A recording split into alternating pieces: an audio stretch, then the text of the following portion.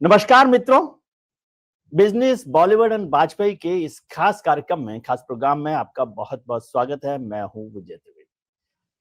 हमारे साथ होते हैं हमेशा इस खास कार्यक्रम में नीरज वाजपेयी जी, जो आर्थिक मामलों के सलाहकार भी हैं, विशेषज्ञ भी है, एक्सपर्टीज है और बॉलीवुड में भी उनका बड़ा अच्छा इंटरेस्ट है और बड़ा लंबा अनुभव है।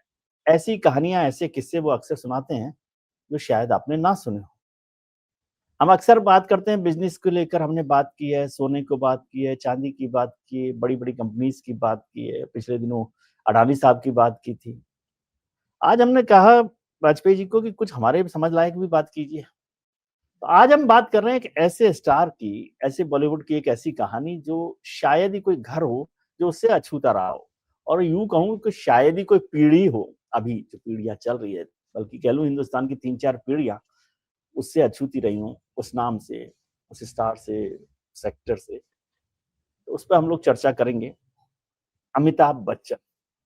अब उनके लिए कहना सिने स्टार हैं, मेगा स्टार हैं, सदी के महानायक हैं, बहुत सारी चीज़ें सब लोग करते रहते हैं। लेकिन मैं उनकी तारीफ़ इसलिए भी करता हूँ कि सस्टेन जिसने किया हो, 40-50 साल, 50 साल तो अभी उसको शोले फ़िल्म को हो गए, 50 साल हो गए, और केबीसी जैसा एक बड़ा हिट, सुपर हिट शो 25 साल चला लिया टेलीविज़न पर। तो ये सस्टेन करना भी अपने आप में बड़ा काम है, और उनकी वो कहानी एबीसीएल की, और कैसे डूब के खड़ा होना, और कैसे एक सिल्वर स्क्रीन 70 स्क्रीन से छोटी टेलीविज़न स्क्रीन पर भी आ जाने की हिम्मत करना। ऐसी बहुत सारी कहानियाँ, हमको लगता है कि अब अमिताभ बच्चन हैं तो उनके लिए क्या परेशानी होगी, और क्या उतरे होंगे, क्या चढ़े होंगे। मुंबई में रहते हैं ना, मुंबई में आपने समुद्र देखा यदि गए हैं तो? तो उस समुद्र में कभी हाई टाइड होता है, कभी लो टाइड होता है। तो हर आदमी की ज़िंदगी में भी ऐसा ही होता है, तो ऐसी सारी कहानियाँ हम सुनना चाहते हैं नीरज जी से। इसमें ये भी आराम है कि नीरज जी मुझे डाँटेंगे कम। तो सर, आपका बहुत-बहुत स्वागत है। आज मैंने सोचा कि आज कम डाँट खाई जाए। आप कहेंगे अरे ये मैं बता रहा हूँ इनको सब्जेक्ट पता नहीं, गिनती तो ज़ीरो वाली लगा नहीं पाते, और आप बड़ी-बड़ी हुँ। बातें करते हैं, है ना? हालाँकि हो सकता है क्योंकि अमिताभ बच्चन के बारे में भी जितना आप जानते हो उतना मैं नहीं जानता। मैं तो फ़िल्में उनकी देखता रहा हूँ, कभी-कभी मुलाकात हुई है। तो इतना बड़ा सुपरस्टार सर, बहुत सुपरस्टार्स हुए हैं, दिलीप कुमार साहब भी हुए, स्मिता दत्त साहब भी हुए, राजेश खन्ना जैसा सुपरस्टार जिसको हम लोग मानते हैं कि हिंदुस्तान में राजेश खन्ना जैसे लोग नहीं हुए। और फिर शाहरुख खान का अभी 60वां जन्मदिन पर मैं देख रहा था कि वहाँ मन्नत पे बड़ी भीड़ हो रही थी फैन्स की, फॉलोइंग्स की। इस सब के बीच में सब लोग चले गए अमिताभ बच्चन के साथ के, मतलब उस फील्ड से आउट हो गए, जो हैं वो भी। ऐसा क्या है अमिताभ बच्चन में जो वो महानायक बने हुए हैं? यदि हम इसको एक्जेजरेट ना भी करें, एडजेक्टिव्स का भी यूज़ ना करें कि सदी के महानायक हैं, सुपरस्टार्स हैं, लेकिन आप उसको इग्नोर तो नहीं कर सकते। करेक्ट। विजय जी, बहुत-बहुत नमस्कार आपको। और ये एक ऐसा विषय है जिस पर मुझे बहुत मज़ा आता, आनंद आता बात करने में। तो बहुत सारे दर्शक ये सोचते होंगे कि नीरज वाजपेयी का फ़िल्म इंडस्ट्री से क्या लेना-देना? तो ये पहले बताना ज़्यादा ज़रूरी नहीं, लोग रिलेट करें कि मेरा लेना-देना क्या है। मैं 25-30 सालों से फाइनेंशियल जर्नलिस्ट हूँ। मैंने फ़िल्म के ऊपर एक भी स्टोरी नहीं लिखी, ये मेरा डिस्क्लोज़र है। लेकिन 25 साल में ऐसा कोई वीकेंड नहीं गया होगा, जब मैंने फ़िल्मी लोगों के साथ उठक-बैठक ना की हो। एब्सोल्युटली।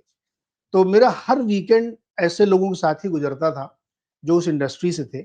और मेरा एक बहुत ख़ास बचपन के दोस्त, जो रायबरेली से मेरे मित्र थे, वो उसी फ़िल्म इंडस्ट्री में डायरेक्टर भी थे। अब उनका चूँकि कोरोना में देहांत हो गया, तो हमने उनके साथ 20 सालों तक हर वीकेंड में फ़िल्मी लोगों के साथ बैठ के कहानियाँ सुनी हैं, पार्टी की देखिए, है, नीरज जी, इसमें गप-शप किसी की को है। शक नहीं है कि आप सिर्फ़ बड़े लोगों के साथ बैठते रहते हैं मुंबई में। अब वो चाहे बॉलीवुड के हों, चाहे वो बिज़नेस के हों, और उसके ऊपर तुर्रा ये कि आप रायबरेली से हैं। अरे और भैया रायबरेली प्रभु, से। तो अब इसके आगे क्या कहूँ मैं? बच्चन साहब के बगल के शहर के हैं हम। तो तो रायबरेली की तो अपने आप ही धमक होती है। वो सर, मतलब 2014 से पहले तक तो मैं कहता था कि कैपिटल वही है, अब बदल हाँ, गई है।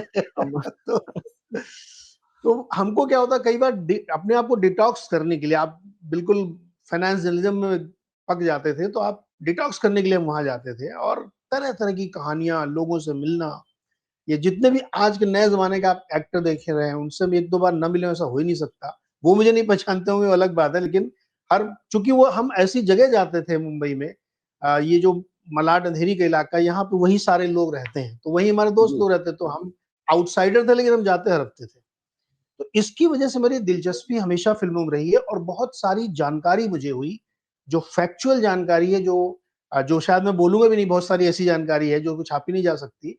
तो वो उसकी वजह से मेरा फिल्म इंडस्ट्री में या फिल्मों में बहुत रुझान था। एक डिस्क्लोजर ये है। दूसरा डिस्क्लोजर ये है कि जिस मित्र को का मैं जिक्र कर रहा था रायबरेली वाले का, डॉक्टर अभिषेक द्विवेदी का, डॉक्टर अभिषेक द्विवेदी और हम थिएटर भी करते थे लखनऊ और रायबरेली में। क्या बात तो है। हमारा डायरेक्ट इंटरेस्ट था कि मैं थिएटर से था, फिर मैं जर्नलिज्म में आ गया, वो फिल्मों में आ गए, तो बहुत सारे हम लोग वहाँ काम करते थे। तो इसकी वजह से भी मेरी और दिलचस्पी थी। तो मैं आज की तारीख में जब भी कोई अच्छी सीरीज देखता हूँ जो मुझे स्ट्राइक करती है या फिल्म, तो मैं अपने ट्विटर पे उसका रिव्यू लिखता हूँ। तो बहुत सारे लोगों को लगता होगा अरे ये क्यों लिख रहे हैं, इनका क्या लेना देना। तो ये उसके लिए मैंने बता दिया कि आप मुझे हल्के में मत लीजिए, मैं बहुत डीपली फिल्म इंडस्ट्री को समझता हूँ। और मैंने मतलब आपको जो हल्के में लेगा वो गलती करेगा, वो मार खाएगा। अनरिलेटेड टॉपिक है ना, इसलिए लोगों को लगता होगा। और भारत में बहुत कम आर्टिस्ट होंगे, बहुत कम, मतलब उंगली में गिन लीजिए, जिन्होंने भरत मुनि का नाट्यशास्त्र पढ़ा होगा। मैंने पढ़ा है, जो कि प्रथम बुक मानी जाती है थिएटर की। हाँ, ठीक है, तो ये मेरी दिलचस्पी, शौक था मेरा, इसलिए मैं पढ़ता था। तो आज की टॉपिक में जब हम बच्चन साहब की बात कर रहे हैं, तो आपने एक बहुत अच्छा प्रश्न पूछा कि बच्चन साहब 57 साल से 68 में मेरे ख्याल में सत्ते पे सत्ता आई थी, हाँ, और सत्य आज पे 2025 में हम बैठे हैं। 15-16 सीजन केबीसी के 70 से 80 के बीच में लाइन लगा दी थी उन्होंने सुपरहिट फिल्मों की। और शोले, मतलब उससे बड़ी हिट आज तक कोई नहीं हुई है। अगर इन्फ्लेशन एडजस्टेड देखें तो उससे बड़ी हिट कमर्शियली आज तक कोई फिल्म नहीं हुई। वो आदमी कैसे सस्टेन कर रहा था, ये क्वेश्चन अपने आप में पूछना चाहिए लोगों को। वो फिल्म जी। इंडस्ट्री हो या बिजनेस हो, कहीं हो, 57 साल से वो राज कर रहा आदमी, कोई चैलेंज नहीं दे पा रहा उसको। बहुत सारे लोगों ने नाकाम कोशिश की, लेकिन आप उनके बराबर नहीं हो सकते। तो विजय जी, उसका एक बहुत बड़ा कारण ये है कि अमिताभ बच्चन का डिसिप्लिन और उनका जुनून फिल्म के लिए, एक्टिंग के लिए, और डिसिप्लिन अनपैरेलल है। नेवर गिव अप का अप्रोच उनका अनपैरेलल है। मैंने अपने जीवन में ऐसा कोई इंडस्ट्री का आदमी नहीं देखा जो इतना डिसिप्लिन्ड, इतना जुनूनी और नेवर गिव अप के अप्रोच से चल रहा हो। ये उनकी सफलता का राज है। बिल्कुल ठीक 1900, बात मतलब आपने। अपनी सत्ते पे सत्ता के बाद से लेकर के 10 से 11 फिल्में सुपर फ्लॉप दी उन्होंने। इतने में तो बड़े बड़े लोग इंडस्ट्री से बाहर हो जाते हैं, आउट हो जाते हैं, खत्म हो जाते हैं। और वो लगे रहे। अब इसमें बहुत सारे लोग कहेंगे कि वो हरिवंश राय और तेजी राय के बेटे थे, गांधी फैमिली से ताल्लुकात थे। ये सब बातें बकवास है, मैं आपको बता रहा हूँ। इसका उनको कोई एडवांटेज नहीं मिला कभी कि इसकी वजह से वो एक्टर बन गए हों। सर, देश के जो लोग सबसे ये बड़े सोचते हैं, प्रोड्यूसर्स और देश के सबसे बड़े जो हीरो हीरोइंस हैं, उनके बच्चे ही नहीं चले। एग्जैक्टली। तो अमिताभ बच्चन को ये कहना कि वो, उसकी ये वाली आलोचना गलत है। एक फिल्म मिली, किया, फ्लॉप होते गए, फ्लॉप होते गए, फिर वो लगे रहे। उसकी वजह से उनके अंदर जो परसिवेरेंस आया ना, कि सस्टेन करना है, कुछ भी करना है, इसके सिवा कुछ नहीं करना है, वो है उनकी सक्सेस का राज। तो पहले तो प्रश्न का उत्तर ये कि वो क्यों इतने सालों से सस्टेन कर रहे हैं। वो इसलिए सस्टेन कर रहे हैं कि आज भी वो इस उम्र में भी काम कर रहे हैं। ये ये बहुत बड़ी बड़ी बात। बात आपने कही है। डिसिप्लिन का मुझे याद आता है कि मैंने, मतलब मुझे खुशकिस्मती कही है कि 3-4-5 बार, शायद 4-5 बार मैंने उनका इंटरव्यू किया, अलग-अलग फिल्मों के वक़्त में, अलग-अलग बातों को लेकर। तो वो अकेले शायद सुपरस्टार होंगे, बल्कि फ़िल्म इंडस्ट्री से या बॉलीवुड से जो टाइम पर हमेशा मिले मुझे। यदि उनका करेक्ट। इंटरव्यू सुबह, एक बार तो मुझे सुबह 10 बजे उनका इंटरव्यू करना था। तो बहुत सारे लोग कह रहे थे 10 बजे कौन-सा इंटरव्यू होता है फ़िल्म स्टार्स का। और हम लोग तो आदतन है, टेलीविज़न वाले लोग हैं, तो और वैसे भी करना है इंटरव्यू अमिताभ बच्चन साहब जैसे लोगों का, तो 10 बजे के लिए तैयार करके बैठे, और वो 10 बजे से पहले 9:50 पर वहाँ आकर बैठे हुए हैं। और वैसे बॉलीवुड में हम लोग गए हैं, तो अक्सर मुझे फ्लाइट जो है, दिल्ली से जब बॉम्बे जाते थे बॉलीवुड स्टार्स का इंटरव्यू करने, तो लौटते हुए वाली फ्लाइट जो है ना, कैंसल करनी पड़ी। क्योंकि इंटरव्यू यस। फिक्स होता था 11 बजे का, होता 12 बजे था रात को। दिन के 11 बजे का फिक्स होता था, रात को होता था 12 बजे। यस। तो नॉर्मली ये अमिताभ बच्चन जी के लिए, सॉरी मैं जोड़ना बच्चन, चाहता हूँ। हाँ, बच्चन साहब के बारे में ये फेमस है पूरी इंडस्ट्री में। आप किसी से भी पूछेंगे लोगों से कि अगर उनका को स्टार भी कोई, जैसे गोविंदा के बारे में नाम लिख के सकता हूँ, गोविंदा बहुत लेट वाले हैं, मतलब 8 बजे की शूट है तो 3 बजे शाम को आए वो। लेकिन बच्चन साहब ऐसा नहीं करेंगे। आपने 8 बजे का कॉल टाइम दिया तो वो 7:55 पे आपके सामने खड़े होंगे। जी ये उनका डिसिप्लिन था। ये उन्होंने अपना रूल बना रखा, कोई कितने भी बजे आए मैं समय पे पहुंचूंगा, मुझे देर से नहीं पसंद है। तो अब ये उनका एक बड़ा गुण था। दूसरा जो एक मुझे मेरा ऑब्जर्वेशन है कि जैसे मैंने कहा ना कि मैंने उनको क्राफ्ट के लिहाज से भी परखा है। मैं किसी व्यक्ति की पर्सनालिटी को इमोशनली बहुत कम, विजय जी, एसेस करता हूँ। देखता चूंकि फाइनेंशियल जर्नलिस्ट होने के नाते नाते ना हम लोग बहुत थोड़ा सा रूड टाइप के हो जाते हैं कि नंबर्स दिखाओ, प्रूव करके खेल दिखाओ। सारा नंबर का है, खेल सारा नंबर। सारा नंबर का है।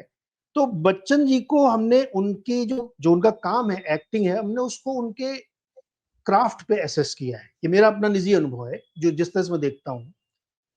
तो बच्चन साहब एक्टिंग के मास्टर हैं, स्कूल है वो। 4 प्रकार की एक्टिंग होती है सर, जो भरत मुनि नाट्य शास्त्र में विकसित है, कोई भी पढ़ सकता है। एक होता आंगिक अभिनय, यानी आप हाथ पैर चला कर। एक होता वाचिक, जो आप बोल के डायलॉग बोलते हो। डायलॉग एक डिलीवरी। होता है परिहार, जो मतलब आप कपड़े से ड्रेस वैसे बनाते हो। और एक होता है सात्विक अभिनय, जो आप इमोशंस क्रिएट करते हैं। बच्चन साहब इन चारों विधाओं में एक्सीलेंट है। एक्सपर्ट। इसके अलावा कोई आर्टिस्ट आपको इंडस्ट्री में ना हुआ है ना अभी तक मिलेगा मुझे, आज तक तो फिलहाल नहीं है, जो इन चारों विधाओं में पारंगत हो। बच्चन साहब है। आप उनकी फिल्में हर विधा में देख लो, आप उनसे कॉमेडी करा लो, आप उनसे अभी जो फिल्म पा आई थी उसमें उन्होंने क्या किया, इससे पहले उन्होंने जब वो, आपको पाकि मालूम टाइम है भी कि मैंने उनका इंटरव्यू किया था, पाकि टाइम भी इंटरव्यू किया था। हाँ, जो जो वाला गाना था कि जिसकी बीवी लंबी वाला, उसमें हाँ, उन्होंने अलग अलग कैरेक्टर में साड़ी पहन के की है। तो बहुत सारे उस समय के सुपरस्टार्स ने कहा था कि मैं काम बंद कर दूंगा लेकिन मैं ये नहीं करूंगा। उन्होंने वो भी किया था और बहुत अच्छा किया था। तो एक्टिंग क्राफ्ट में अनमैच्ड है, अनपैरेलल्ड है, इसलिए भी चल रहे हैं वो। क्या आप उनसे कुछ सर भी कराइए वो कर देंगे। हमने एंग्री यंग मैन का किताब। पिछले हफ्ते ही उनकी चर्चा की थी कि जब वो फर्स्ट काई के ऐड की बात मैंने आपसे की थी कि भाई 8 महीने के बच्चे का ऐड जो है 80 साल का स्टार कर रहा हो तो क्या कनेक्ट है, लेकिन वो चल रहा है। और जितने तरह के ऐड आते हैं शायद ही कोई इतना बड़ा सुपरस्टार उस तरह के भी ऐड करे। वो हर करेक्टर, वो कुली का, वो तेल मालिश का, वो तेल का, पेस्ट का, सब कर लेते हैं। और हर एक में ऐसा लगता है कि नहीं, ये यही कर सकते हैं। अब जैसे उनकी जो फिल्म शुरू की बहुत सारी फ्लॉप हुई, फिर जंजीर आई, और जंजीर में मतलब वो उस फिल्म ने इनकी किस्मत खोल दी। बच्चन साहब, सारे बंधन टूटे, क्योंकि जंजीर से जो इनको एक्सीलेंस मिला, हिट हुई फिल्म, वो ब्लॉकबस्टर बनी, इनकी किस्मत पलट गई। उसके बाद जो एक जमाने में, मतलब सारी कहानियां लोगों को मालूम होगी कि उनकी आवाज भारी थी, तो वो एयर इंडिया ने, ऑल इंडिया रेडियो ने उनको ऑल नहीं इंडिया लिया। रेडियो पर नहीं। कितने जगह उनको फ्लॉप माना गया, इतने जगह वो, चाहे वो बड़जात्या फैमिली के सबसे बड़े डायरेक्टर थे, उन्होंने, सब ने उनका स्क्रीन टेस्ट लिया, ऑडिशन लिया, और उनको फेल किया कि आप साहब नहीं चल पाओगे, आप एक तो बहुत लंबे हो, आपकी आवाज बहुत भारी है, आपका स्टोन फेस है, आप रोमांटिक हीरो लगते ही नहीं हो। उस समय राजेश खन्ना का जलवा राजेश चल रहा खन्ना था, जी। तो धर्मेंद्र उनसे बड़े स्टार थे उस समय, तो इनको कोई ले ही नहीं रहा था। लेकिन इनके अंदर का विश्वास था कि मैं करूंगा। तो उसमें देखिए, इनके इनकी सर जो सफलता है ना, उसमें बहुत बड़ा हाथ उस समय के राइटर्स का भी है, जिसमें सलीम जावेद है। सलीम जावेद हैं। जब जंजीर हिट हुई ना, तो इनको ये लगा कि एक ऐसा कैरेक्टर उभर रहा है इस समाज में जो एंग्री यंग मैन की भूमिका के लिए फिट है, तो वैसे ही रोल फिर लिखे गए।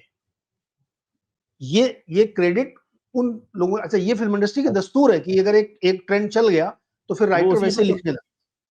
तो फिर एंग्री यंग मैन लिखी गई, और फिर लाइन से 10 12 15, मतलब 70 से 80 का दशक गोल्डन पीरियड था बच्चन साहब के लिए। और उसमें अब तक मेरे ख्याल में शायद 24 फिल्मों, उनका नाम विजय है, हाँ, क्योंकि विजय नाम जंजीर है का उनका। इंस्पेक्टर विजय था।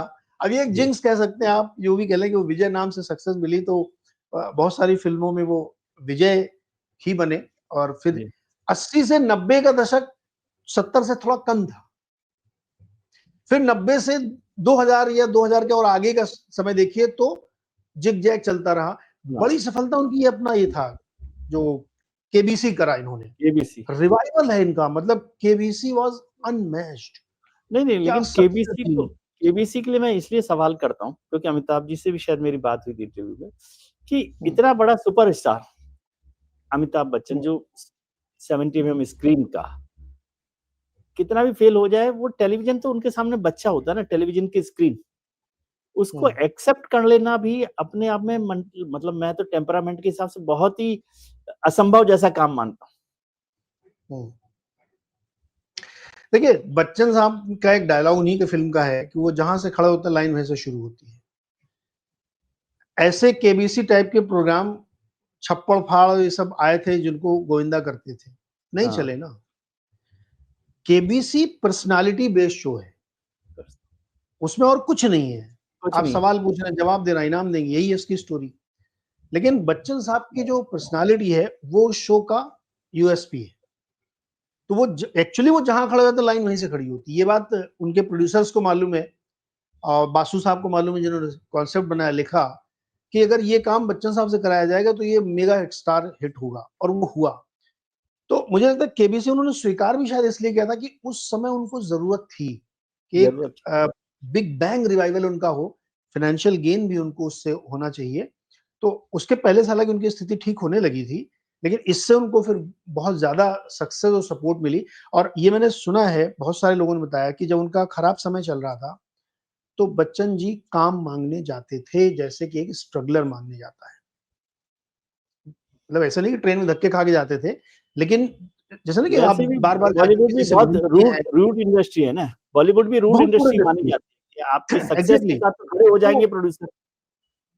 तो वो जाना, मिलना, उनसे रिक्वेस्ट करना, ये किया है उन्होंने। जबकि वो उस समय तो वो स्टार बन चुके थे, लेकिन बुरा दौर आया तो इंडस्ट्री ने तो ये भी ये करवा ये दिया भी तो उनसे। मुश्किल काम है क्योंकि आप उस तस्वीर से निकलना, उस फ्रेम से निकलना कि आप एक जगह सुपरस्टार हो गए और फिर दोबारा काम मांगने जाएं। भाई वो तो, अगर आपने ये तय कर रखा कि नेवर गिव अप, मैं हार नहीं मानूंगा, कुछ भी हो जाए। वो सोहनलाल द्विवेदी जी की, जो जिसको अक्सर लोग गलत कोट कर देते हैं, वो कविता सोहनलाल द्विवेदी जी की है कि कोशिश करने वालों की कभी हार नहीं होती। हाँ, नहीं है। तो बच्चन साहब उस कविता को जीते हैं अपनी पर्सनल लाइफ में, कि वो हार नहीं मानते, लगातार कोशिश करते हैं वो। तो उसका सक्सेस दिखता है। दूसरा जो हम लोग थोड़ा क्राफ्ट वाले पार्ट में बताऊं विजय जी, मुझे उनकी उनकी जो चीजें हैं ना एक्टिंग क्राफ्ट में, उसको थोड़ा और बारीकी से आप देखिए तो बिग पिक्चर के अलावा उनकी जो डिलीवरी है हम्म, उसको कोई क्या हुआ? कॉपी नहीं कर सकता। उनके जो ऑडियो है उसको कोई कॉपी नहीं कर सकता। तो उसका एक उनको एक नेचुरल एडवांटेज मिला। क्योंकि बहुत सारे लोगों ने, आपने देखा होगा डॉन की कई फिल्में बनी, हाँ, उनकी और सारी फिल्मों की कई सारी कॉपी बनी, लेकिन वो हिट नहीं हो पाई, क्योंकि वो ऑरा जो बच्चन साहब ने क्रिएट कर दिया था वो एक अलग था। तो इसीलिए उनको कोई चैलेंज कर नहीं पा रहा, ना एक्टिंग में, ना डायलॉग डिलीवरी में, ना डिसिप्लिन में। और एक और उनकी बता दें पर्सनल है, फिर आप इस पर अपना आप तबसरा दीजिए कि वो किसी दीन दुनिया के लेने देने नहीं रहते हैं। आप बहुत रेयर उनको किसी कंट्रोवर्सी, ना मेरे को इनसे लेना ना मेरे को इनसे देना, वो बहुत अपना काम अपने घर, अपना काम अपने घर, ये उनका स्वभाव भी ये बिल्कुल ठीक बात है। इस पर बात करूंगा, लेकिन मुझे कुछ आप किस्से ऐसे बताइए अमिताभ बच्चन के जो हमने नहीं सुने हो या सुने भी हो तो बहुत कुछ कलर उनका जो है ना अमिताभ बच्चन की पर्सनैलिटी का, चाहे वो फिल्म को लेकर हो, जावेद साहब के साथ हो या ये हो। क्योंकि ये जो आपने सवाल किया, मेरा लिए आखिरी सवाल था कि अमिताभ बच्चन जो आपने जंजीर से बात शुरू की, जो एंग्री यंग मैन थे और उसके बाद उन्होंने भी खुद ने बहुत सारी फिल्मों में एंग्री यंग मैन का रोल किया, है। लेकिन जब भी समाज में किसी एंग्री मैन की जरूरत पड़ी तो वो चुप रहे। Quite quite quite interesting question. इसका एक रीजन ये था, मेरे मेरे हिसाब से ये रीजन है उनका। उन्होंने चुनाव भी लड़ा है। हेमवती नंदन बहुगुणा को उन्होंने इलाहाबाद वो से, हरा हरा जो प्रयागराज हो गया, हराया था उन्होंने। लेकिन उन्होंने शायद 3 साल बाद ही रिजाइन कर दिया था, 84 से 87 वो तक ही राजीव रहे वो। गांधी और फैमिली की जो कंट्रोवर्सी, गांधी फैमिली की हाँ, कंट्रोवर्सी और उसमें जुड़ने की उसमें वजह से। उस समय तक शायद बड़े बच्चन साहब जिंदा थे, और अखबारों में बहुत छपने लगा था कि ये क्या चल रहा है। तो बच्चन साहब उनको शायद बता नहीं पाए थे। ये एक मैं पर्सनल किस्सा ही बता रहा हूँ उनको, जो मुझे जी। सुमंत मिश्रा जी ने सुनाया, जो बच्चन फैमिली के बहुत करीब है। तो उनको लगा कि हरिवंश जी को कि ये पता नहीं क्या छप रहा है, ये सब क्या चल रहा है। लेकिन वो इसके बारे में कोई सफाई नहीं दे रहे थे क्योंकि उस समय इतनी कंट्रोवर्सी चल रही थी। बाद में फिर वो उससे क्लीन होके जब निकल के आए और उस समय तक उनका देहांत हो गया था, हरिवंश जी का। तो वो आज भी इस बात का मलाल रखते हैं कि हम अपने पिताजी को अपनी बेदागी का सबूत नहीं दे पाए, जबकि मेरा उसमें कोई रोल नहीं था। उस घटना से वो, मुझे लगता है कि उन्होंने अपने आप को रिजर्व कर लिया कि मेरा जो प्रोफेशन है एक्टिंग का, मैं सिर्फ वहीं तक हूँ। तो जो आपका ये प्रश्न था कि रियल लाइफ में अगर कोई चीज होती तो वो एंग्री यंग मैन क्यों नहीं बनते, वहां पे कोई ट्वीट क्यों नहीं करते या वहां पे कोई वॉइस क्यों नहीं करते, वो जितना मैं उनको समझता हूँ, जानता हूँ, वो शायद इसलिए कि वो आज के जमाने में बाइपोलर समाज है हमारा। आप एक के लिए लिखोगे तो दूसरा आपको क्रिटिसाइज करेगा, आप कुछ भी करो आपको एक साइड की गालियां मिलनी जी तय है। जी तो जैसा मैंने कहा कि उन्होंने अपना एक स्वभाव ही बना लिया हाईली प्रोफेशनल, कि मुझे इस तरह की चीजों से दूर रहना दूर रहे। है। लार्जली वो इससे अलग रहते हैं। लेकिन एक और मैं आपको बताऊं बहुत इंटरेस्टिंग बात, कि ऐसा नहीं कि वो समाज के बारे में कुछ सोचते नहीं या कुछ करते नहीं है। बहुत सारी विज्ञापन फिल्में करते हैं वो, उससे उनको बहुत पैसा मिलता है। विज्ञापन से क्या हुआ, एक भी पैसा वो अपने पास नहीं रखते हैं। नहीं रखते। एक भी पैसा विज्ञापन से किया हुआ, फिल्मों का अलग है, विज्ञापन से जो पैसा उनको मिलता है वो 100 करोड़ से ज्यादा होगा, 50 करोड़ से ज्यादा होगा। वो सारा पैसा जो बच्चे हैं जिनको कैंसर हो जाता है या बहुत सोशल अनाथ सर्विस में बच्चे, काम। टोटल पैसा उसमें जाता है और वर्ल्ड वाइड जाता है, सिर्फ भारत में नहीं, बहुत सारे देशों में जाता है।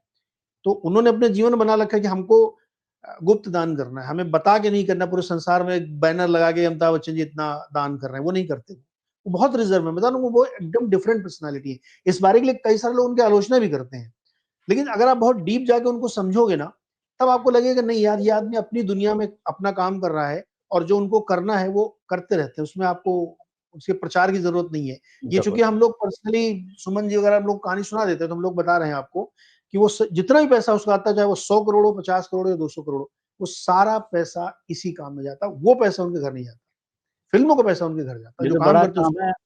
हमारे जो बहुत सारे लोग बॉलीवुड में ऐसा कुछ करते हैं, लेकिन वो तो आने से पहले अपने एनजीओ का जो है वो, प्रचार या जिसमें तुरंत। भी इसका प्रचार होता है उसके लिए वो सारा काम करते हैं। वो यस। कहानी मुझे पेपराजी जी ऐसी ही लगती है। आपके जो मित्र लोग हैं पेपराजी, तो वो उसमें से कुछ मित्र हमारे भी मित्र हैं, तो उनका भी, मैंने कहा ये क्यों पीछे पड़े रहते हो? बोले पीछे पड़े रहते हैं, हमारे पीछे वो पड़े रहते हैं कि भाई आपको कहाँ आना है। तो वो जो तो बोले ये राइट। दोनों अलग रहते हैं, ये पेपराजी और वो ये एनजीओज वाला जो एक पूरा सेलिब्रिटीज का, नई नई सेलिब्रिटी, वो कहते हैं हम उस एनजीओ के साथ जुड़े हुए हैं और उसके साथ ये काम कर रहे हैं। तो और वो मान लो कहीं किसी वृद्धा आश्रम में चले गए और वहां उन्होंने 2-4 केक और 2-4 कंबल बांट दिए, तो वो उसकी कहानी तो जब तक सब जगह ना छप जाए या ना चल जाए, तब तक देश को पता ही नहीं पड़ता। अच्छा, बच्चन साहब बहुत मतलब धार्मिक टाइप के भी व्यक्ति हैं, ये भी मैं आपको बताऊं। अब इतने प्रोफेशनल हैं वो, इसके बावजूद वो हनुमान चालीसा बहुत पढ़ते हैं वो, और वो उनका पर्सनल फेथ है, उसका कोई लेना देना नहीं किसी चीज से। वो शायद उनके डिसिप्लिन का पार्ट है वो, और वो उनके पिताजी से उनको मिला है, क्योंकि उनके पिताजी वैसे ही डिसिप्लिन्ड आदमी थे, तो वो उन्होंने सीखा। तो उनके घर में भी मैं, हालांकि मुझे कभी मौका नहीं मिला कि मैं उनके घर जा सकूं, लेकिन लोग बताते हैं, जो लोग गए, जो मेरे बहुत करीबी दोस्त लोग हैं, कि उनके घर में भी आप वैसा ही डिसिप्लिन देखो, मतलब आपको जाके वो नहीं लगेगा कोई फिल्मी फैमिली घर में आप आ गए। सब एकदम नॉर्मल है, घर में हिंदी बोलना है, इंग्लिश कोई बोलेगा नहीं, पूरा अच्छा। हिंदी बोलना है। तो अजताब का लड़का जो स्विट्जरलैंड में पढ़ता था, वो आया तो उसने कहा कि, उसको बताया गया कि हिंदी बोलना, यहाँ इंग्लिश नहीं चलेगी। बोले ये कैसे हो सकता, क्या दादाजी को इंग्लिश नहीं आती क्या? बोले हाँ, दादाजी इंग्लिश में पीएचडी है, हाँ, लेकिन हाँ। उन्होंने रूल बना रखा है कि यहाँ सिर्फ हिंदी बोली जाएगी, घर में इंग्लिश नहीं चलेगी। तो इस टाइप की वो फैमिलीज है। तो मुझे लगता है कि जो आपका जो प्रश्न था ना, कि वो इतना रिजर्व क्यों रहते हैं, उसका हाँ, शायद ये नहीं, कारण है कि क्योंकि वो बहुत सारे लोग ये सवाल करते हैं ना, क्योंकि एग्जैक्टली। उनको हिंदुस्तान का जो बॉलीवुड का जो फैंस हैं अमिताभ बच्चन के, वो उन्हें रोमांटिक हीरो के तौर पर नहीं, लेकिन एंग्री यंग मैन के तौर पर जरूर पसंद करते हैं। मतलब उनकी, जैसे शाहरुख खान है, शाहरुख खान को रोमांटिक हीरो, चाहे उन्होंने कुछ भी कर लिया हो, लेकिन वो एक रोमांटिक हीरो की उनकी इमेज है। तो अमिताभ बच्चन की इमेज रोमांटिक हीरो वाली नहीं, एंग्री यंग मैन वाली है, और वो अभी तक बनी हुई है। तो लोगों को हैरानी होती है कि भाई ये एक रियल लाइफ और रियल लाइफ में एक डिफरेंट मतलब एक बड़ा फासला है। तो वो चूंकि एक बार आदमी दूध का जला मत्था फूंक के पीता है, तो एक बार उनको उसका टेस्ट मिल गया है शायद, तो वो उससे बिल्कुल दूर ही रहना चाहते हैं कि ये हमको अच्छी उधर, बात आपने बताई और दोनों बातें बहुत महत्वपूर्ण हैं। कि मुझे उससे कुछ लेना देना नहीं। मैं मतलब मुझे तो ये पता है कि किसी कंट्रोवर्सी में, आप फिल्म इंडस्ट्री की जो मैं आपको बता रहा हूँ, जो हाँ, उसमें भी नहीं होते वो। चटखारे वाली खबरें जो चलती रहती ना, वो आप उनके बारे में नहीं पाएंगे। वो बहुत अलग टाइप के प्रोफेशनल आदमी, उनको कोई मतलब नहीं, सेट पे आएंगे सिर्फ काम करेंगे, उसके अलावा कुछ नहीं करेंगे, वो काम के बाद चले जाएंगे। आपकी गॉसिप, आपकी पार्टियां, ये सब आप अपने पास रखो। He is highly okay. Professional man. जैसे मतलब प्रोफेशनलिज्म बात को, अक्षय कुमार भी वैसा ही है। हाँ, वो तो और जल्दी सुबह 5 बजे पहुंच जाए शूट करने के लिए, वो बहुत अर्ली राइजर वो है। जल्द अर्ली पार्टी नहीं राइजर करना है। मुझे, ये जो जितनी सब लिकर पार्टी है, तो इसमें नहीं जाना, मुझे पीता ही नहीं हूं मैं, तो काम करूंगा चला जाऊंगा। तो ऐसे कई लोग हैं जो इस रूल पे चलते हैं। लेकिन मुझे लगता है कि आम आदमी को बच्चन साहब की एक्टिंग वाला जो पार्ट है, जो वो डिलीवर करने के लिए आप, जिसके लिए आप टिकट खरीदते हैं, उस पर आपको कोई शिकायत नहीं मिलेगी, और उस पर वो 100% देने की कोशिश करते हैं। बुरे दौर में भी उन्होंने ये नहीं सोचा कि यार अब हमारा दिन खराब हो रहा है, चलो कुछ ढिलाई कर दें, और कुछ ज्यादा भी कर। उन्होंने एक एक और बात बताऊंगा आपको मजेदार। उनके फादर ने उनसे कहा कि जब उनके काफी बुरे दिन चल रहे थे, कि मेरे साथ ऐसा नहीं हुआ, क्योंकि वो बचपन में थिएटर करते थे ना। उन्होंने जब कलकत्ता से किरोड़ीमल कॉलेज में थिएटर किया, तो उनको एक रोल के लिए मिला था, लेकिन उनको शायद वो कुछ तबीयत खराब हो गई, तो उन्होंने एक स्कूल में रोल परफॉर्मेंस। नहीं किया। तो तेजी बच्चन जी उसको देखने गए, तो वो बड़े दुखी हो गए थे। तो उनके पिताजी ने कहा कि जो हो रहा है वो अच्छा हो रहा है, जो नहीं हो रहा वो बहुत अच्छा हो रहा है। बहुत अच्छा, क्योंकि वो ईश्वर इच्छा से। हाँ, तो मुझे लगता है कि वो अपने पिताजी से वो बहुत ज़्यादा प्रभावित थे। वो एग्ज़ैक्टली वही चीज़ें अपने जीवन में आज देखिए, अब जो नहीं हो रहा वो और बेटर है, हम और अच्छा काम करेंगे। तो जब जब भी उनकी लीलावती में जब उनके फादर एडमिट वो थे, मदर एडमिट थी, तो जो भी लोग उनसे पर्सनली मिलने गए, क्योंकि मेरे एक बहुत करीबी दोस्त उनसे मिलने जाते थे, तो वो सब ये बताते थे कि वो अपने बाबूजी को लेके इतना इमोशनल थे कि मुझे कई बार लगता था यार ये फ़िल्म इंडस्ट्री का हीरो है, तो रील से ज़्यादा रियल लाइफ़ में इमोशनल थे। तो उनका प्रभाव उनके ऊपर दिखता था कि हरिवंश जो जी हो के रहा था साथ ठीक है। बाबूजी को वो बहुत याद करते हैं। वैसे भी सार्वजनिक तौर पर भी जब भी मौका होता है बाबूजी को याद करते हैं। केबीसी में भी बहुत बार याद करते हैं। मुझे याद आता है कि एक सवाल इसी से जुड़ा हुआ मैंने अपने इंटरव्यू में किया था अमिताभ बच्चन के साथ। हुँ, और मैं पता नहीं कौन-सी फ़िल्म थी, मुझे याद नहीं आ रहा, काफ़ी पुरानी बात होगी, 10, 12, 15 साल, 20 साल पुरानी बात होगी, 15 साल पुरानी होगी। तो मैंने कहा कि पुनर्जन्म को आप भरोसा करते हैं अगर, हुँ, रीबर्थ को हिंदू धर्म में माना जाता है, तो आप क्या हुँ, बनना चाहेंगे? हरिवंश राय बच्चन या अभिषेक बच्चन? हुँ। हाँ, हरिवंश राय बच्चन या अभिषेक बच्चन? तो बहुत अभिषेक। मॉडेस्टी के साथ उन्होंने कहा कि भई अभिषेक बहुत अच्छे कलाकार हैं, ये सब जो बात करते हैं वो उन्होंने बात की। हाँ, लेकिन उन्होंने कहा कि मैं ज़िंदगी भर चाहूँगा, कितने भी जन्म हो हरिवंश राय बच्चन बनना चाहूँगा, लेकिन वो मैं हुँ, कभी बन नहीं सकता। क्योंकि बाबूजी हुँ, जो हैं, वो बाबूजी बोलते हाँ, हैं अक्सर उनके लिए। लेकिन यस, मैं यस। कभी भी चाहूँगा तो यही चाहूँगा कि बाबूजी जैसा कुछ बन पाऊँ। तो हुँ, ये भी जो बात होती है, मतलब हरिवंश राय बच्चन बहुत बड़े कवि रहे, लेकिन अमिताभ बच्चन ने सबको पार कर दिया और आज उस फ़िल्म इंडस्ट्री मतलब उस फ़ैमिली में सब लोग स्टार हैं। अभिषेक भी अच्छे लोग हैं, जया जी भी हैं और हुँ। ऐश्वर्या भी है। लेकिन अमिताभ के तो ऐसा बरगद का वृक्ष है कि उसके आगे कुछ भी समझना ये मुश्किल काम कई है। बार मेरे मन में उसके बाद विजय जी एक हरिवंश सवाल जी भी को आता है। याद करना। जी। ये मेरे मन में कई बार सवाल आता है, मतलब एकदम इसको प्लीज़ कोई लिटरली मत ले। मैंने देखा है कि जब भी कोई सफलता के शिखर पर, चरम पे जब आदमी कोई पहुँच जाता है, उसके नीचे उसके जो पुत्र या पुत्रियाँ होते हैं, वो उस चरम के नज़दीक भी नहीं पहुँच पाते। आप सचिन तेंदुलकर का लड़का देखिए, अभिषेक बच्चन को देखिए, या और भी बहुत सारे उदाहरण इंडस्ट्री में ही है। फिरोज़ जी। खान के लड़के फरदीन खान को देखिए। पता नहीं क्यों होता है ये, ईश्वरीय न्याय क्या वो करिश्मा है, मुझे नहीं बरगद की कहानी ऐसे ही नहीं है कि बरगद के नीचे सब कुछ पता नहीं बढ़ता। एक्चुअली। तो है ना? पता नहीं ये होता होगा, वो इतने बड़े हो गए कि उनके नीचे कोई पनप ही नहीं पा रहा है। लेकिन मैं इसको एक एक्सक्यूज़ के तौर पे भी देखता हूँ क्योंकि एक उदाहरण मैं आपको देता हूँ, वो भी आपके मित्र हैं। हुँ, जितेंद्र और एकता कपूर को देखिए। राइट। राइट। तो देखिए ये एक्सक्यूज है ना, मतलब एक भी है, मैंने आपको एक उदाहरण दे दिया, इसको कोई मैं आपको काट एक नहीं बात सकता। बताऊं, एकता कपूर, आपने बिल्कुल सही उदाहरण दिया है। एकता कपूर को बहुत सारे लोग शायद इसलिए जानते हो कि के नाम की वो सीरीज बनाती थी, जी, कहानी किस्से ये सब। हाँ। आपको मैं बताऊं विजय जी, इतनी जुनूनी लड़की आप प्रोड्यूसर के तौर पे शायद ही देखेंगे। एकता कपूर वो है। हुँ। आप नहीं तो उनसे मैं तो अगर उस 5 मिनट बात एक्सक्यूज़ के करिए लिए ना, मैंने आपको ये एग्ज़ाम्पल उस एक्सक्यूज़ के लिए दिया, जो हम नहीं अक्सर वो बरगद एक्चुअली मैं के इसलिए नीचे नहीं वाले। मानता क्योंकि सॉरी टू से मैं जितेंद्र जी को उतना बड़ा कलाकार नहीं मानता हूँ। जितेंद्र जी नहीं, ठीक है, लेकिन अच्छे स्टार थे। जितेंद्र बड़े स्टार रहे हैं और उनके बच्चों, मतलब जितेंद्र उन बड़े स्टार्स में से तो हैं जिनके बड़े स्टार्स के बच्चे कभी बड़े नहीं बने। उतने बड़े स्टार, ऐसा तो नहीं है कि जितेंद्र कोई छोटे स्टार रहे हों, वो भी बहुत बड़े स्टार रहे हैं। और जैसे नहीं तुषार नहीं जितेंद्र कर पाए, बड़े मतलब स्टार थे। सॉरी टू से तुषार तो नहीं कर पाए ना। आई आई एग्री, जितेंद्र हाँ, बहुत बड़े स्टार थे, उस जमाने के मतलब बहुत अमिताभ लवेबल बच्चन थे। ना कहिए, लेकिन फिर भी बड़े मैं स्टार उस थे। लेवल की बात कर रहा हूँ, जैसे जैसे हाँ, सन्नी देओल कभी धर्मेंद्र नहीं बन सकते। जी। धर्मेंद्र का जो ऑरा था, और ये आज भी है, मतलब वो धर्मेंद्र मतलब धर्मेंद्र है। सनी देओल कभी नहीं हो पाए, नहीं, वो धर्मेंद्र बॉबी का देओल ऑरा कभी नहीं हो बिल्कुल, पाए। बिल्कुल ठीक बात है, लेकिन मैंने तो एक ऐसा नाम लिया, मैंने कहा कभी यस, नीरज जी को एक नाम मैं भी तो बताऊँ ऐसा।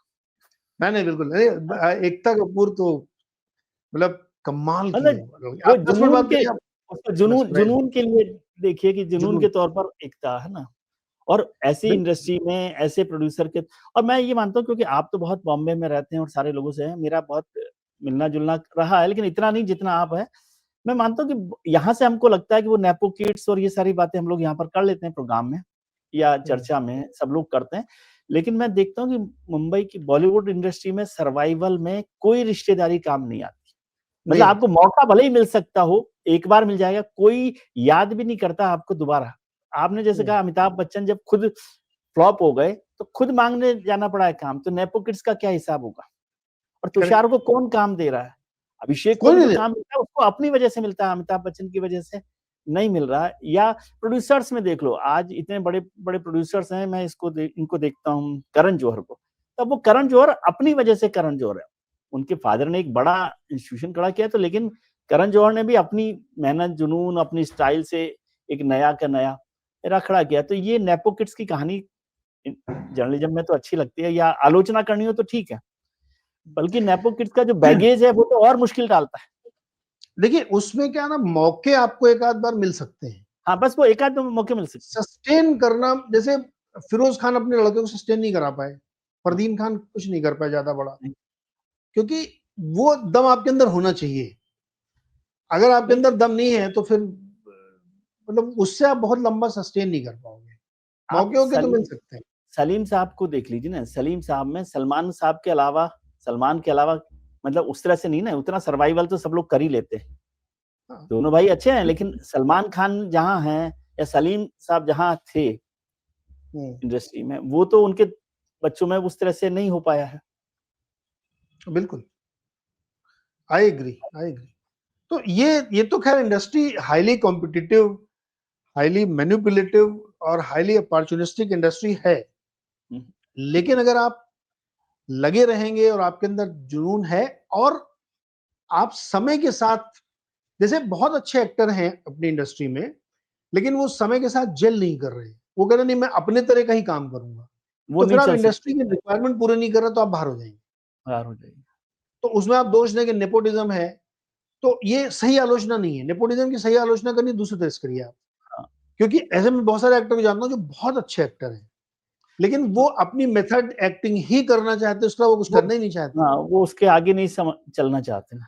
तो वक़्त फिर इंडस्ट्री आपको ले नहीं रही, क्योंकि वो कमर्शियल सिनेमा है, वहां पे पैसे लगते हैं लोगों के, 100-100 करोड़, 200 करोड़ की फिल्म। जैसे वो ऋषभ शेट्टी की फिल्म देखी आपने, देखी अभी आई जो कंटारा चैप्टर 1। घंटा हाँ, जैसे एक और मैं मजा, इसी से हम लोग इसको क्लोजिंग की तरफ ले जाते हैं। कंटारा चैप्टर 1 अभी मैंने देखी नहीं, वो प्राइम पे शायद आ चुकी है, लेकिन अभी वो हिंदी में नहीं आई, इसलिए आ मैं गई है। उसको अभी देखूंगा नहीं जब तक हिंदी में नहीं आएगी, क्योंकि वो फिर दिमाग डाइवर्ट होता है। ऋषभ शेट्टी की तारीफ राम गोपाल वर्मा ने की। राम गोपाल वर्मा ने अपना ट्वीट करके लिखा कि यार तुमने पूरी धज्जियां उड़ा दी सबकी इंडस्ट्री की।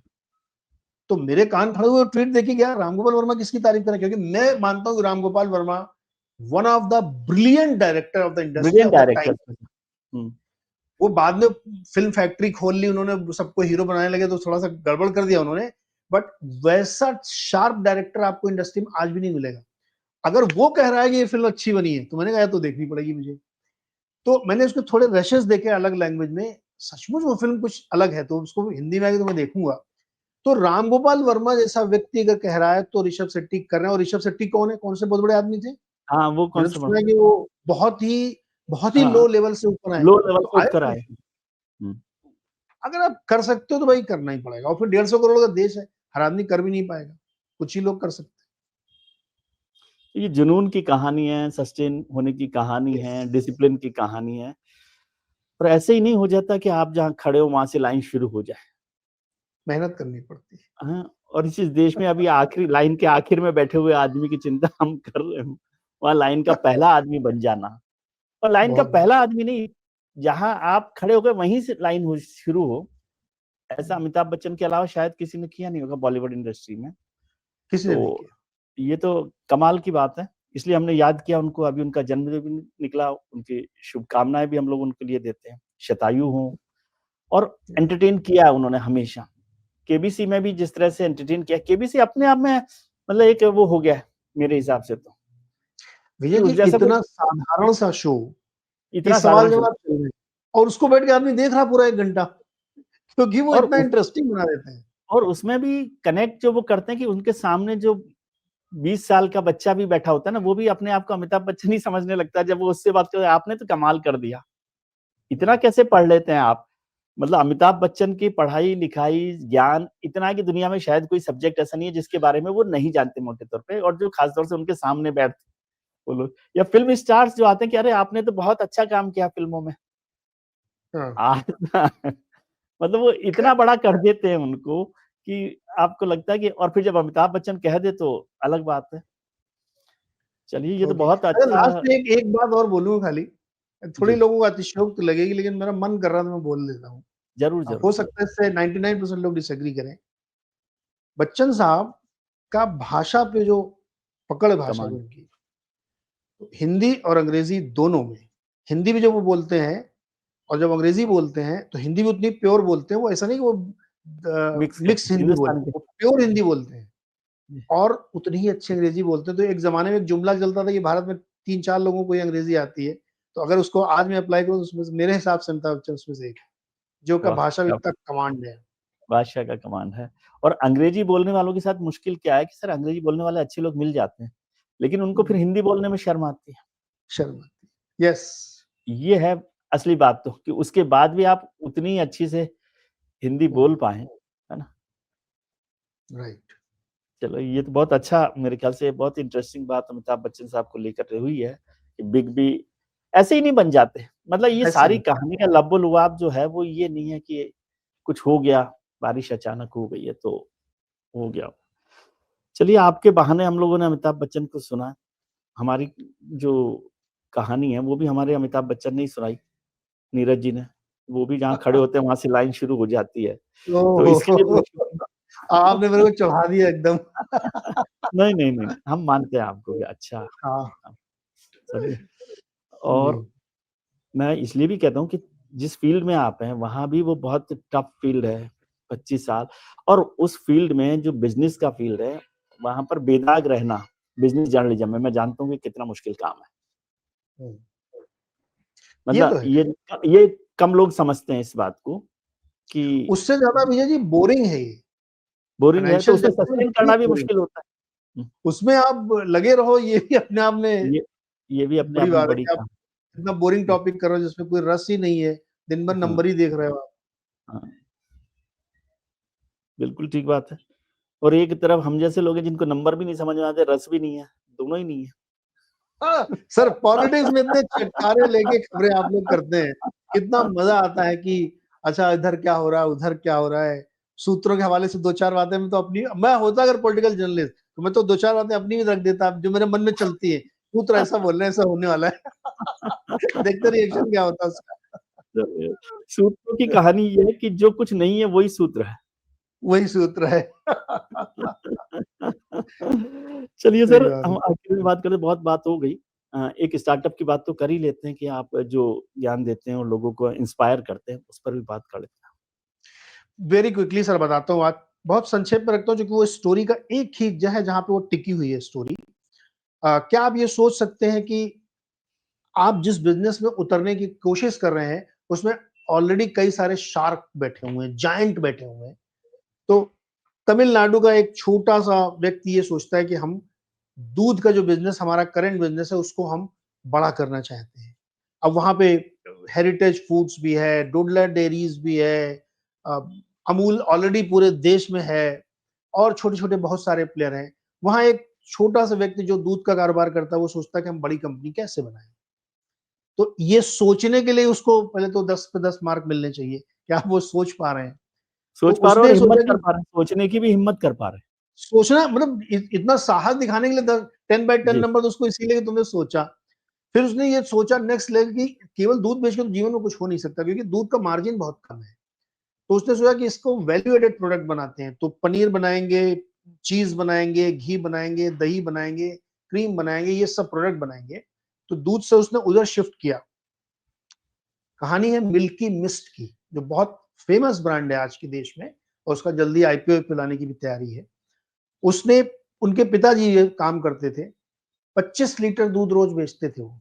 96 की बात है।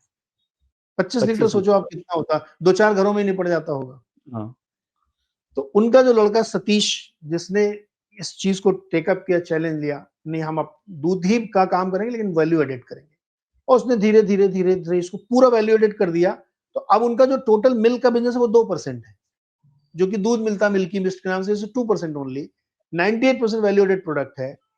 तो 25 लीटर से 15 लाख लीटर रोज दूध का कारोबार मिल्की मिस्ट करता 15 है। लाख लीटर दूध का करवा। जी, और वो 15 लाख लीटर दूध का प्रोसेस होके ये सब प्रोडक्ट बनते हैं।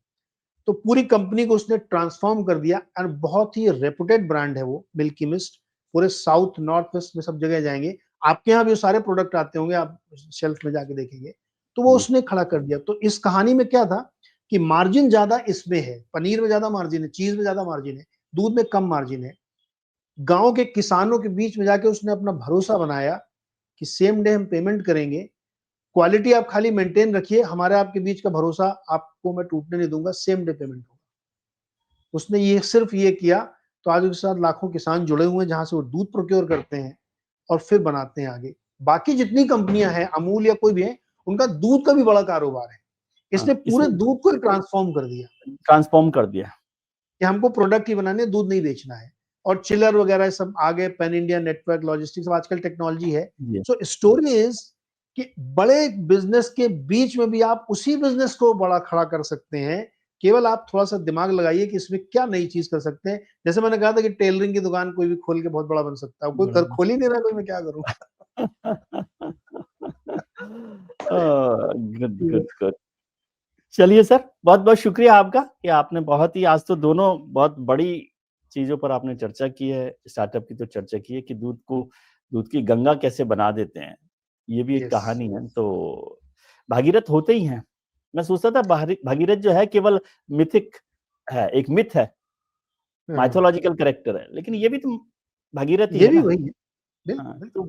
मतलब इसका मतलब जो हमारे यहाँ माइथोलॉजिकल कैरेक्टर बने, वो इंस्पायर करने के लिए भी हैं और हुए हुँ, भी हैं ऐसा, कोई भी। यस। दोनों बातें। चलिए, बहुत-बहुत शुक्रिया सर आपका।